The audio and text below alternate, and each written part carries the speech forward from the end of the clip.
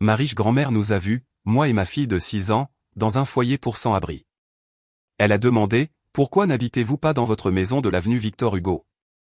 J'étais sidéré. Quelle maison? 3 jours plus tard, je suis arrivé à un événement familial et mes parents ont blêmi. Si vous n'avez jamais essayé de préparer une enfant de 6 ans pour l'école le matin tout en vivant dans un foyer d'hébergement d'urgence, je peux vous résumer l'expérience. C'est comme gérer un petit aéroport, sauf que les passagers sont émotifs, que le contrôle de sécurité est fait de honte, et que vous faites tout ça avec une chaussette en moins. Ce matin-là, c'était la chaussette de Léa qui manquait. Maman, a-t-elle chuchoté, de cette façon qu'ont les enfants quand ils essaient de vous empêcher de vous effondrer. C'est pas grave. Je peux mettre des chaussettes différentes. Elle tenait une chaussette rose avec une licorne et une blanche qui ne l'était plus vraiment. Je les ai fixées comme si c'était des preuves sur une scène de crime. C'est un choix de mode audacieux, ai-je dit. Très, je fais ce que je veux. Léa a souri. Et juste comme ça, pendant une demi-seconde, j'ai oublié où nous étions. Puis la porte du foyer s'est ouverte derrière nous et le froid m'a ramené à la réalité. Nous étions devant le foyer Saint-Vincent. 6h12 du matin. Le ciel était encore d'un gris contusionné. Le trottoir était humide. L'air avait cette odeur d'hiver, métallique et propre, comme si le monde avait été récuré trop fort. Léa a ajusté son cartable, qui était plus gros qu'elle. J'ai remonté la fermeture éclair de sa doudoune et j'ai essayé de ne pas regarder le panneau au-dessus de l'entrée. Centre d'hébergement familial. Ce n'était même pas le mot hébergement qui me touchait. C'était le mot familial. Comme si nous étions une catégorie. Une étiquette sur une boîte. D'accord, ai-je dit, forçant l'enjouement dans ma voix. Le bus scolaire est dans 5 minutes. Léa a hoché la tête. Elle était courageuse d'une manière silencieuse qui me rendait à la fois fier et coupable. Puis elle a demandé doucement, « Est-ce que je dois encore dire mon adresse quand la maîtresse demande ?» Mon estomac s'est noué. Je ne pense pas qu'elle demandera aujourd'hui, ai-je dit. Léa n'a pas insisté. Elle a juste baissé les yeux vers ses chaussures puis m'a regardé comme si elle mémorisait mon visage, vérifiant si j'étais toujours moi. Maman, a-t-elle dit. Est-ce qu'on va encore déménager? J'ai ouvert la bouche et rien n'est sorti. Et c'est à ce moment-là qu'une berline noire a glissé le long du trottoir comme si elle y avait sa place. Pas un taxi, pas un VTC, pas le genre de voiture qui s'arrêtait jamais devant Saint-Vincent à moins d'avoir pris un mauvais tournant et de le regretter. La porte s'est ouverte et une femme est sortie dans un manteau sur mesure couleur nuit. Geneviève Mercier, ma grand-mère. Je ne l'avais pas vue depuis plus d'1 an. Je le savais parce que ma vie se mesurait désormais en avant que tout s'écroule et après, et elle appartenait fermement à l'avant. Elle ressemblait exactement à ce qu'elle avait toujours été, composée, élégante et légèrement terrifiante, pas d'une manière cruelle, mais d'une manière j'ai déjà mis fin à une dispute en conseil d'administration en levant un seul sourcil.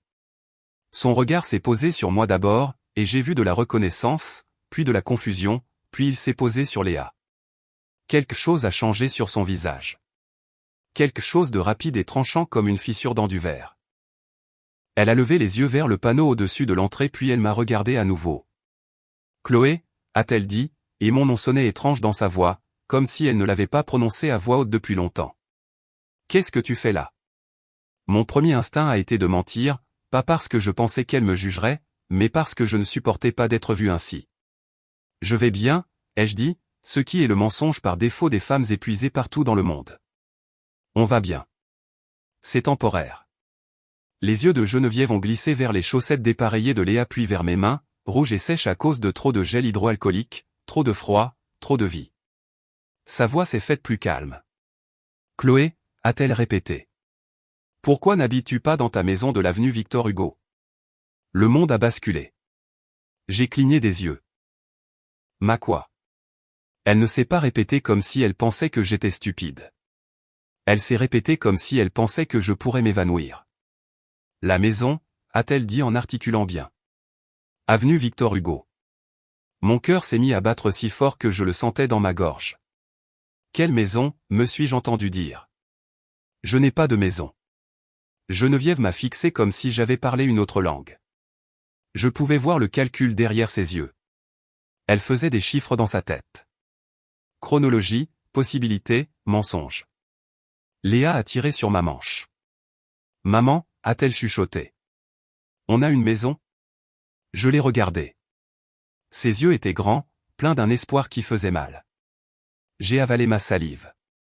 Non, chérie, ai-je dit doucement. On n'en a pas. Le visage de Geneviève est devenu très immobile, et quand ma grand-mère s'immobilisait, ça voulait généralement dire que quelque chose allait casser. Elle s'est approchée, pas de moi, mais de Léa. Elle s'est accroupie devant elle, ce qui était presque choquant. Geneviève Mercier ne s'accroupissait pour personne. Elle s'asseyait dans des chaises qui coûtaient plus que mon revenu mensuel et laissait les autres s'ajuster. Mais elle était là, s'abaissant à la hauteur de ma fille. « Tu es Léa, c'est ça ?» a-t-elle demandé. « Oui » a chuchoté Léa timidement. L'expression de Geneviève s'est adoucie juste un peu. « C'est un prénom magnifique. » Puis ses yeux se sont levés vers les miens et sont redevenus tranchants. « Montez dans la voiture » a-t-elle dit. J'ai cligné des yeux. « Grand-mère. » Montez dans la voiture, a-t-elle répété, et il n'y avait aucune place dans son ton pour la négociation.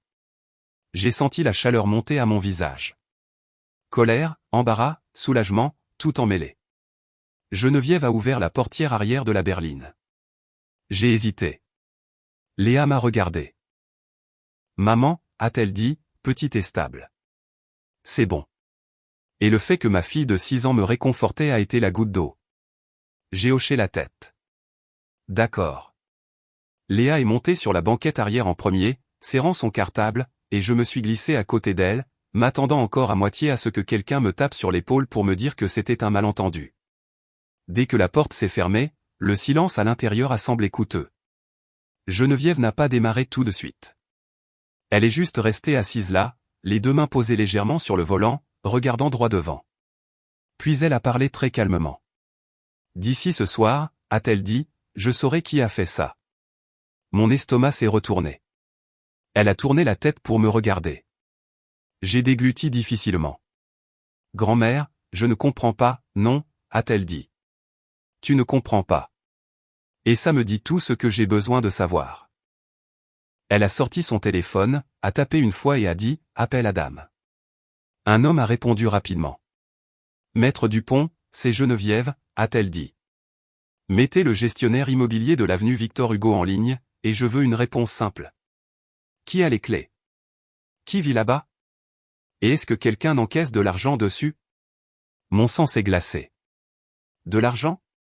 J'ai fixé son profil, la tension de sa mâchoire, la façon calme dont elle disait ces mots comme si elle commandait un café. Et j'ai réalisé que je n'étais pas juste embarrassé.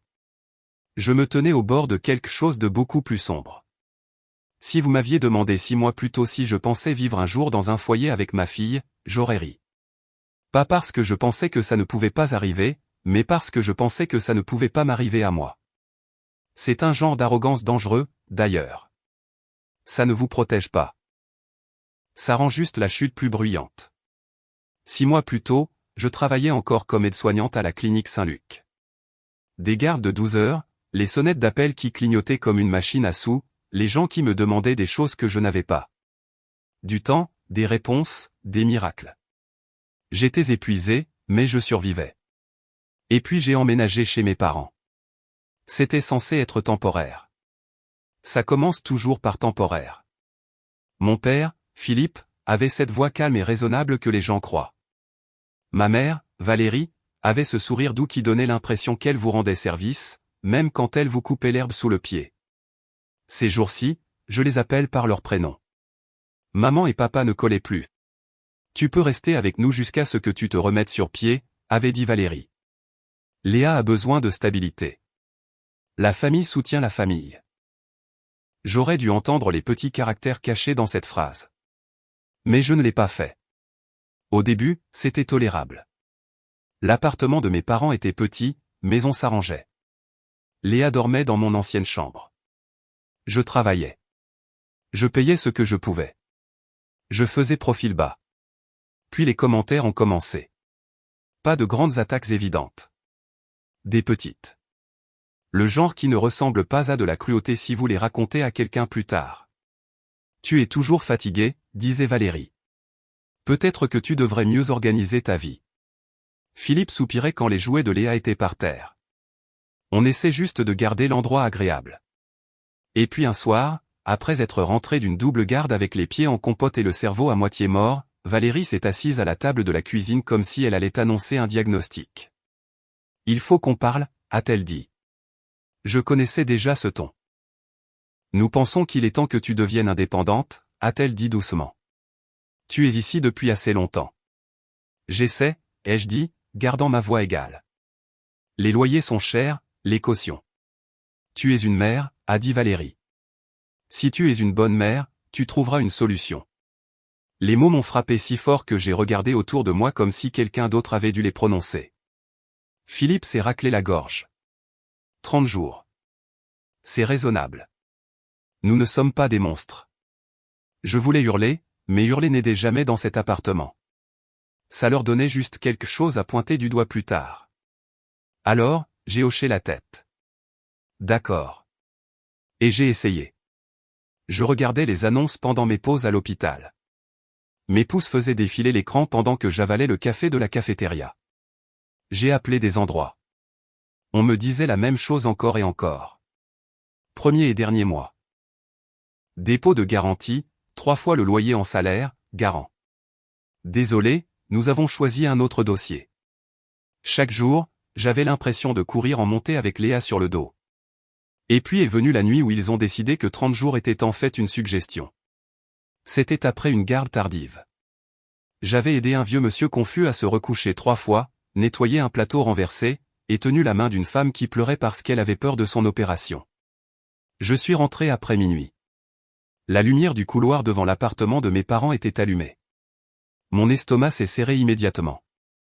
2 cartons étaient posés devant la porte. Mes cartons. Je les ai fixés pendant une longue seconde comme si mon cerveau refusait d'accepter la forme de ce que je voyais. Puis j'ai essayé la poignée de la porte. Verrouillée. J'ai frappé. Silence. J'ai frappé encore plus fort. Finalement, la porte s'est entr'ouverte. Le visage de Valérie est apparu calme comme si c'était un mardi normal. « Tu dois baisser la voix », a-t-elle chuchoté sèchement. Les voisins. « Pourquoi mes affaires sont dehors ?» ai-je exigé. La voix de Philippe est venue de derrière elle, ennuyée. « On te l'a dit, Chloé. Indépendance. » Ça ne fait pas 30 jours, ai-je dit, ma voix tremblante. L'expression de Valérie s'est durcie juste un peu. Les plans changent. J'ai jeté un coup d'œil par-dessus son épaule dans l'entrée. Léa était recroquevillée sur le sol juste à côté du meuble à chaussures, sa petite veste pliée sous sa tête comme un oreiller, à moitié endormie, ses chaussures encore aux pieds, comme s'il l'avait mise là des heures plus tôt pour que je puisse la ramasser et disparaître sans réveiller tout l'appartement. Où sommes-nous censés aller, ai-je sifflé. Le sourire de Valérie est revenu mince et satisfait. Tu trouveras. Tu trouves toujours. Et puis, comme si elle me rendait service, elle a ajouté, ne fais pas de scène. Je suis resté là avec mes cartons dans le couloir, l'air bourdonnant dans mes oreilles. Je suis entré juste assez longtemps pour m'accroupir et glisser mes bras sous Léa. Elle a fait un petit bruit endormi et a automatiquement enroulé ses bras autour de mon cou. Alors que je reculais dans le couloir, la main de Valérie était déjà sur la porte. La porte s'est fermée. Léa a remué. Maman, a-t-elle marmonné. C'est bon, ai-je menti automatiquement. On fait une soirée pyjama. J'ai fourré les cartons dans ma voiture et j'ai conduit. Je ne me souviens pas de la majeure partie de cette nuit-là. Je me souviens des lampadaires. Je me souviens de la façon dont mes mains tremblaient sur le volant. Je me souviens d'être assise dans la voiture avec Léa endormie sur la banquette arrière, son petit corps recroquevillé comme un point d'interrogation. Je me souviens avoir pensé encore et encore, comment cela a-t-il pu arriver? Le lendemain, j'ai essayé d'arranger ça parce que c'est ce que je fais. Je répare les choses. J'essuie les dégâts. Je soulève les gens qui ne peuvent pas se soulever eux-mêmes. J'ai appelé Valérie. Elle n'a pas répondu. J'ai appelé Philippe. Il a répondu une fois. Nous faisons ça parce que nous t'aimons, a-t-il dit comme s'il lisait un script? L'amour vache. Puis il a raccroché. Je suis allé travailler quand même parce que le loyer que je n'avais pas n'allait pas se payer tout seul. Au 3e jour, mes joues étaient creusées par le stress et j'avais mal au ventre à cause de la nourriture bon marché de station-service. J'ai essayé un motel bon marché. Une nuit, 2, puis l'argent s'est épuisé. Une conseillère scolaire a remarqué que Léa était calme, a demandé si tout allait bien. J'ai menti. Puis la conseillère a redemandé doucement, et j'ai vu Léa me regarder avec ses grands yeux, apprenant de moi comment mentir pour survivre. Alors j'ai dit la vérité, et 2 jours plus tard, je remplissais les formulaires d'admission au foyer pendant que Léa était assise à côté de moi, balançant ses jambes. L'assistante sociale était gentille mais fatiguée, comme si elle en avait trop vu. « Nous avons besoin de vos informations », a-t-elle dit. « Nous devons savoir où vous avez dormi la nuit dernière. »« Dans ma voiture », ai-je dit. Elle a hoché la tête comme si elle cochait une case. Léa s'est penchée vers moi et a chuchoté trop fort, « C'est notre maison maintenant ?» La femme a tressailli. J'ai souri trop fort. « Non », ai-je dit rapidement. « Non, ma chérie. » Je voulais ajouter que c'était temporaire, mais le mot avait un goût de blague. Cette nuit-là, Léa s'est endormie sur un lit étroit à côté de moi dans une chambre qui sentait l'eau de javel et la nourriture trop cuite. Je suis resté éveillé à écouter les bruits des autres familles derrière les murs fins, la toux, les bébés qui pleurent, quelqu'un chuchotant, « C'est bon », encore et encore comme une prière. Mon téléphone était dans ma main. J'ai pensé à appeler ma grand-mère. Geneviève Mercier n'était pas le genre de femme qu'on appelait pour pleurer. C'était le genre de femme qu'on appelait quand on avait besoin de résoudre un problème. Mais ma mère avait passé des années à me dresser pour ne pas la déranger. « Ta grand-mère déteste les drames », disait toujours Valérie. Elle n'aime pas la faiblesse. Ne t'affiche pas. Et quand j'ai envoyé un texto à Valérie après l'expulsion pour demander si Geneviève savait ce qui se passait, Valérie a répondu instantanément. « Grand-mère est à l'étranger. Elle est occupée. Ne la mêle pas à ça. » C'était incroyable à quelle vitesse ma mère pouvait répondre à un texto quand elle voulait quelque chose. Alors, je n'ai pas appelé. Je me suis dit que je gérerais. Je me suis dit que je ne voulais pas avoir l'air pathétique. Je me suis dit beaucoup de choses. Et puis, par un matin d'hiver froid, ma grand-mère est sortie d'une berline noire devant un foyer et m'a demandé pourquoi je ne vivais pas dans ma maison de l'avenue Victor Hugo. Et j'ai réalisé que je n'avais pas juste un problème de logement. J'avais un problème de famille et quelqu'un mentait depuis longtemps. De retour dans la berline, l'appel de Geneviève était déjà en cours. Je n'entendais pas l'autre voix, seulement le côté de Geneviève, assez tranchant pour couper du verre. Qui a signé pour les clés? Un temps. Et la maison est occupée? Mon estomac a chuté. Geneviève n'a pas réagi comme quelqu'un de surpris. Elle a réagi comme quelqu'un confirmant ce qu'elle soupçonnait déjà. Envoyez le dossier à Adam, a-t-elle dit. Tout. Elle a mis fin à l'appel et m'a enfin regardé, pas avec pitié, mais avec certitude. J'ai envoyé un seul texto à l'école de Léa avec des pouces qui ne s'arrêtaient pas de trembler. Urgence familiale. Léa ne sera pas là aujourd'hui. Pas d'explication, pas de roman. Juste la vérité dans le paquet le plus petit et le moins humiliant que je pouvais gérer. Geneviève a conduit jusqu'à une brasserie à 10 minutes de là.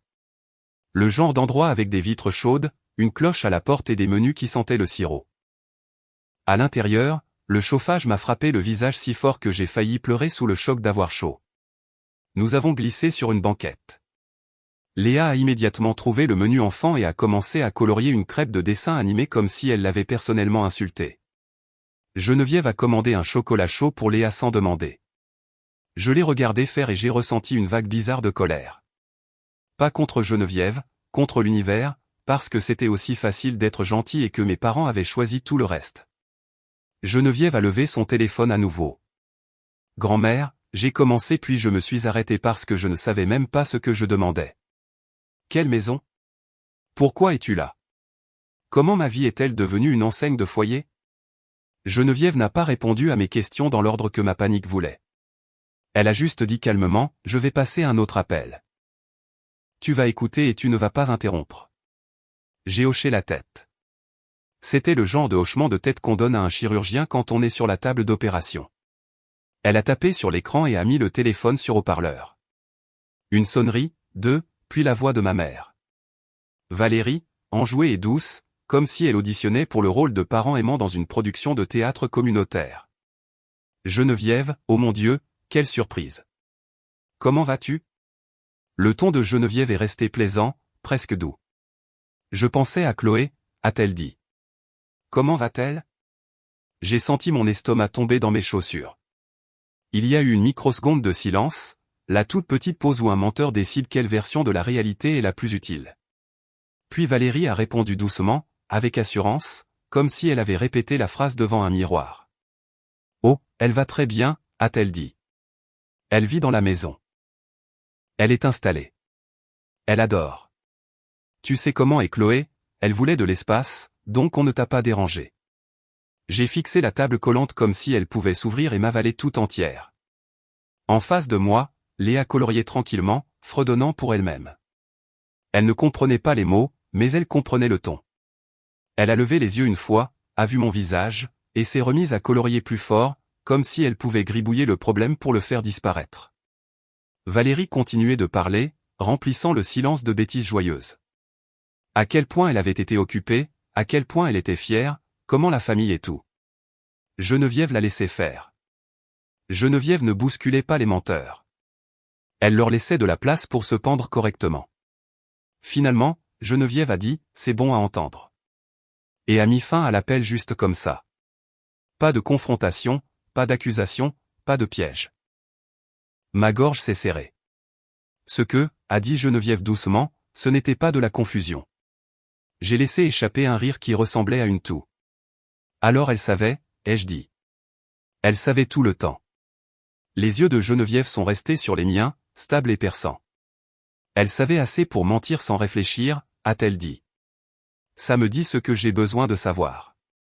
Léa a glissé sa page de coloriage vers moi. Maman, regarde. J'ai fait la crêpe violette. J'ai forcé un sourire si rapidement qu'il devait avoir l'air douloureux. Waouh, ai-je dit. Cette crêpe est incroyablement courageuse.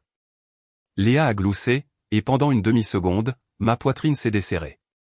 Puis Geneviève s'est penchée, a baissé la voix et a dit la phrase simple que j'aurais dû entendre il y a des mois. J'ai arrangé une maison pour vous, a-t-elle dit. Avenue Victor Hugo. Tes parents étaient censés gérer la transition. Les clés, l'emménagement, tout ça. Ils m'ont dit que c'était fait. Mon cerveau essayait de traiter l'information. Une maison pour nous, et mes parents vivaient leur vie comme si cette phrase n'existait pas. J'ai agrippé le bord de la table jusqu'à ce que mes articulations blanchissent.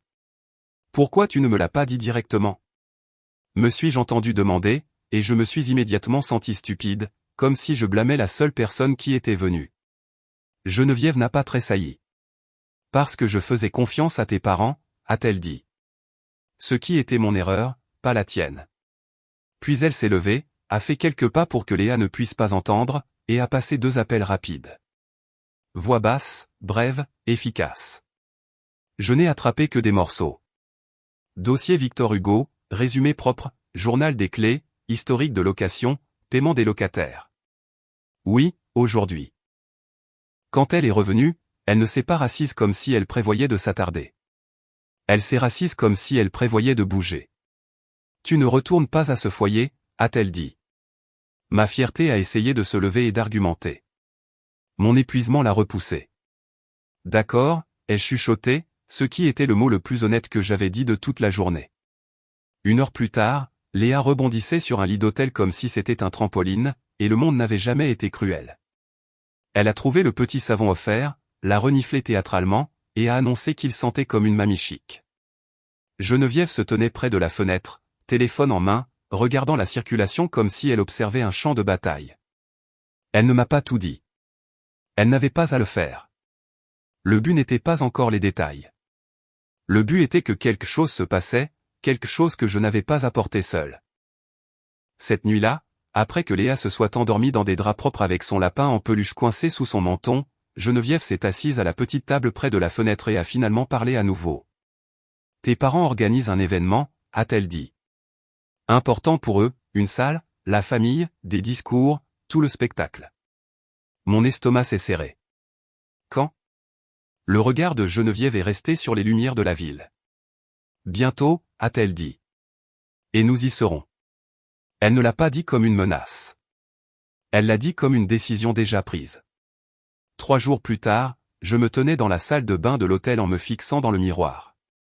Je ressemblais à une version de moi qui avait été passée à la machine à laver et étendue pour sécher dans une tempête. Geneviève avait insisté pour que j'achète une robe. Pas une chère, juste une propre, une simple. Tu n'as pas besoin d'une armure, avait-elle dit. Tu as besoin de dignité. Je n'étais pas sûr que la dignité existait en polyester, mais j'appréciais le sentiment. Léa portait une petite robe bleue et des collants. Elle a tournoyé une fois dans la chambre d'hôtel et a dit « Je ressemble à une princesse ». Oui, c'est vrai, ai-je dit, et ma gorge s'est serrée. Sur le trajet, mon estomac se tordait si fort que je pensais que j'allais vomir. Et si je me fige, ai-je demandé doucement. Geneviève ne m'a pas regardé. Alors je parlerai. Et s'ils nient tout? Ils le feront, a dit Geneviève. Et si tout le monde pense que je me suis arrêté parce que je n'avais même pas de mots pour ça. Geneviève m'a jeté un coup d'œil alors, son regard perçant mais stable. Chloé, a-t-elle dit. Tu as survécu à pire qu'une salle pleine de menteurs.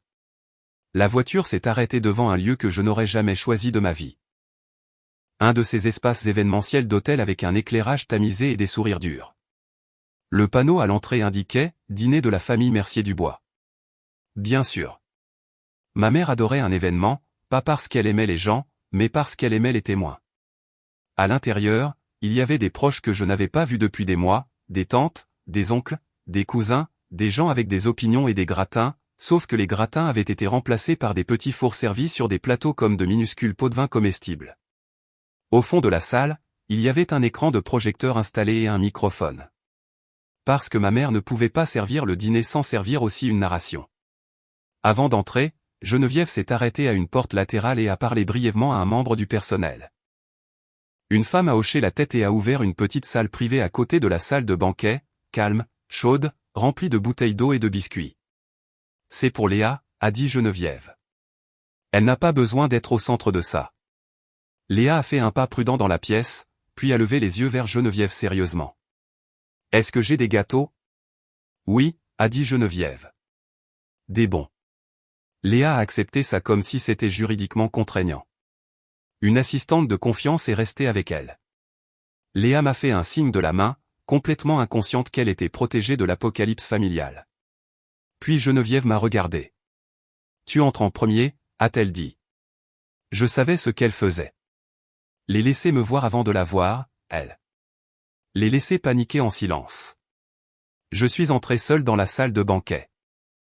Le bavardage s'est adouci, puis a repris comme le font les gens quand ils sentent quelque chose mais ne veulent pas être les premiers à le reconnaître. Puis Valérie m'a vu. Son sourire est apparu automatiquement, puis a bugué comme une mauvaise connexion Wi-Fi. Ses yeux ont parcouru ma robe, ma posture, le fait que je ne portais plus je me noie sur mon visage. Ses mains se sont légèrement resserrées autour de son verre de vin. Philippe l'a remarqué une seconde plus tard, son rire est mort à mi-chemin, sa mâchoire s'est serrée comme s'il mordait dans une pensée. Aucun d'eux n'a bougé vers moi. Ils n'ont pas demandé où j'avais été. Ils n'ont pas demandé comment allait Léa. Ils ont fait ce que les gens font quand ils essaient de calculer le danger. Ils ont souri et attendu. Je me tenais près du bord de la salle et j'ai laissé le silence faire son œuvre. L'humour noir est parfois la seule chose qui vous empêche de hurler. Alors, je me suis permis une pensée. Regardez-nous. Un dîner de famille. Le genre où tout le monde fait semblant que la chose la plus importante est le plan de table. Une minute plus tard, la température de la pièce a changé. Geneviève Mercier est entrée, calme, sans hâte, complètement en contrôle. À côté d'elle se trouvait un homme avec un dossier mince et une sacoche d'ordinateur. Le genre de personne qui avait l'air de n'avoir jamais élevé la voix de sa vie parce qu'il n'en avait pas besoin. Valérie a blêmi. Pas un beau, tu m'as surprise blême. Plus comme un je viens de réaliser que tout mon plan a un trou dedans blême. Philippe a redressé ses épaules comme il le faisait quand il voulait avoir l'air de la victime avant même que quiconque ne l'ait accusé de quoi que ce soit. Geneviève a hoché la tête vers quelques proches comme si elle assistait simplement à un dîner. Puis elle a regardé ma mère. Valérie, a dit Geneviève légèrement. Avant qu'on mange, j'aimerais éclaircir quelque chose que tu m'as dit. Le sourire de ma mère s'est crispé. Bien sûr, maman. La voix de Geneviève est restée calme. Tu m'as dit que Chloé vivait dans la maison de l'avenue Victor Hugo, a-t-elle dit. La salle s'est tue, pas parce que tout le monde se souciait soudainement de l'avenue Victor Hugo, mais parce que tout le monde se souciait soudainement du visage de Valérie. Les yeux de Valérie ont darté. Elle a posé son verre comme s'il était devenu lourd. Eh bien, a-t-elle dit, riant trop vite. Oui, elle. Geneviève a levé une main. Ne faisons pas ça avec des devinettes, a dit Geneviève. Faisons-le avec des faits. Elle a fait un signe de tête à l'homme avec l'ordinateur portable. Il s'est avancé et s'est branché au projecteur de la salle comme s'il l'avait fait 1000 fois. La première diapositive est apparue. Avenue Victor Hugo. Résumé. Un murmure a parcouru la salle. La bouche de Valérie s'est ouverte. Rien n'en est sorti. Geneviève ne parlait pas comme si elle faisait un discours au tribunal. Elle parlait comme si elle lisait la météo. Cette maison a été arrangée pour Chloé et Léa, a-t-elle dit, et l'écran a montré une simple ligne pour correspondre. Diapositive suivante. Clé remise à Valérie Mercier-Dubois. Juillet. Geneviève a laissé ça reposer pendant une demi-seconde. Puis une autre diapositive. Une capture d'écran d'annonce immobilière. La maison Victor Hugo commercialisée comme une location meublée. Photo du salon, de la cuisine, de la chambre. Les gens se sont penchés en avant. Les mains de Valérie ont commencé à trembler. Ensuite, un résumé de bail. Nom flouté. Date visible. Les locataires ont emménagé. Août. Et puis la diapositive qui a rendu la salle mortellement silencieuse. Une page d'instruction de paiement du dossier du gestionnaire immobilier. Compte de versement du loyer fourni par Valérie et Philippe. La voix de Geneviève n'a pas monté. Valérie, a-t-elle dit, tu n'as pas juste pris les clés. Elle a regardé autour de la salle, s'assurant que tout le monde entendait. Tu as loué la maison destinée à ma petite-fille et mon arrière-petite-fille, et tu as fait envoyer le loyer sur un compte que tu contrôlais. Philippe a craqué en premier, fort, essayant de reprendre la salle. C'est inapproprié, a-t-il aboyé. C'est un événement familial. Geneviève a tourné son regard vers lui. Oui, a-t-elle dit. C'est pour ça que je le fais ici. Valérie a trouvé sa voix, mince et frénétique. On allait lui dire, a-t-elle dit rapidement. C'était temporaire. On avait besoin d'eux. Temporaire, a répété Geneviève. Ses yeux ont glissé vers la salle latérale où se trouvait Léa, invisible, mais présente. Vous avez déplacé une enfant, a dit Geneviève, et la salle s'est figée. Elle a fait une pause juste assez longue, puis a fini la phrase. Pour le profit. Quelqu'un a halté. Quelqu'un a chuchoté, c'est une blague. Valérie a commencé à pleurer. De vraies larmes cette fois. On avait des dettes, a-t-elle sangloté. Tu ne comprends pas, l'expression de Geneviève n'a pas changé. Je comprends assez, a-t-elle dit. Et j'ai fini de financer vos choix. Elle s'est tournée légèrement pour que tout le monde puisse entendre et a dit simplement, à partir de maintenant, Valérie et Philippe ne reçoivent rien de moi. Plus d'aide, plus de virements, pas d'héritage. Le visage de Philippe s'est tordu. Tu ne peux pas, je peux, a dit Geneviève. Et je l'ai déjà fait. L'homme avec le dossier s'est avancé calmement. Valérie Dubois. Philippe Dubois, a-t-il dit poliment. Ces documents sont pour vous. Un huissier en uniforme se tenait à proximité. Pas dramatique, pas agressif, juste présent. Parce que Geneviève ne jouait pas avec des scènes comme ça. Valérie a fixé les papiers comme s'ils étaient radioactifs. Philippe les a pris avec des mains tremblantes, puis a regardé autour de la salle et a finalement compris la pire partie. Ce n'était plus une dispute. C'était une réputation qui s'effondrait en public. La voix de Geneviève est restée égale. Vous ne contacterez pas Chloé, a-t-elle dit. Vous coopérerez et vous répondrez de ce que vous avez fait. Valérie s'est tournée vers moi alors, les yeux fous. Chloé, a-t-elle supplié. Dis-lui d'arrêter. On est une famille. Quelque chose en moi est devenu froid et clair. Tu aurais dû t'en souvenir, ai-je dit doucement. Avant de faire un business avec la maison de ma fille. Le visage de Valérie s'est effondré. Je n'ai pas ressenti de joie exactement. J'ai ressenti du soulagement. Soulagement que la vérité soit enfin dite à voix haute. Soulagement de ne pas être folle. Soulagement que Léa n'aurait jamais à apprendre à sourire à travers l'humiliation comme je l'avais fait. Je ne suis pas resté pour la suite. Je suis sorti de la salle de banquet, j'ai descendu le couloir et j'ai ouvert la porte de la salle privée. Léa a levé les yeux, les joues pleines de biscuits. Maman, on a fini ? Je me suis accroupi et je l'ai serrée si fort qu'elle a couiné. Ouais, elle chuchotait. On a fini. Elle s'est reculée et a regardé mon visage attentivement, comme si elle vérifiait s'il y avait des orages. Puis elle a demandé doucement, on peut rentrer à la maison. J'ai dégluti difficilement. Oui, ai-je dit. On peut. Geneviève nous a rejointes dans le couloir. Elle n'a pas regardé en arrière vers la salle. Elle n'en avait pas besoin. Dans la voiture, Léa s'est appuyée contre mon épaule et s'est endormie. J'ai fixé le paysage par la fenêtre, les mains tremblantes. Grand-mère, ai-je chuchoté. Qu'est-ce qui se passe maintenant? Geneviève n'a pas quitté la route des yeux. Maintenant, a-t-elle dit, on reprend ce qui t'était destiné. 6 mois plus tard, notre vie est ennuyeuse de la meilleure des façons. Nous vivons avenue Victor Hugo maintenant. Léa a sa propre chambre, ses propres rideaux, et une galerie d'art bancal de dessins scotchés au mur. Elle marche jusqu'à l'école comme si le monde avait toujours été sûr. C'est ça le but. Je suis toujours aide-soignante par choix, pas parce que je suis coincé. Je finis mes études d'infirmière une étape à la fois, et pour la première fois, mon énergie va dans le futur au lieu de la survie. Geneviève n'a jamais payé pour ma vie entière. Elle s'est montrée quand ça comptait le plus, et elle s'est assurée que personne ne pourrait jamais intercepter l'aide à nouveau. Le dimanche matin, elle nous rend visite avec des viennoiseries et fait semblant d'être seulement là pour voir Léa. Léa n'y croit pas, grand-mère Geneviève, demande-t-elle, est-ce que tu aimes notre maison? Geneviève fait toujours une pause comme si elle avalait quelque chose de lourd. Puis elle dit, oui, je l'aime. Quant à Valérie et Philippe, il s'avère qu'on ne peut pas louer la maison de quelqu'un d'autre, encaisser l'argent, et continuer d'appeler ça la famille. Le loyer qu'ils ont pris n'est pas resté gratuit. Ils ont été forcés de le rembourser, et l'enquête qui a suivi a fait s'évaporer leur image respectable. Une fois que Geneviève leur a coupé les vivres, leurs dettes cachées sont apparues comme des cafards sous un interrupteur qu'on allume. Les gens ont arrêté de les inviter, les appels ont cessé d'obtenir des réponses. Ma mère a essayé de me contacter, pas pour s'excuser, mais pour négocier. J'ai bloqué le numéro parce que j'ai fini de marchander pour la décence de base.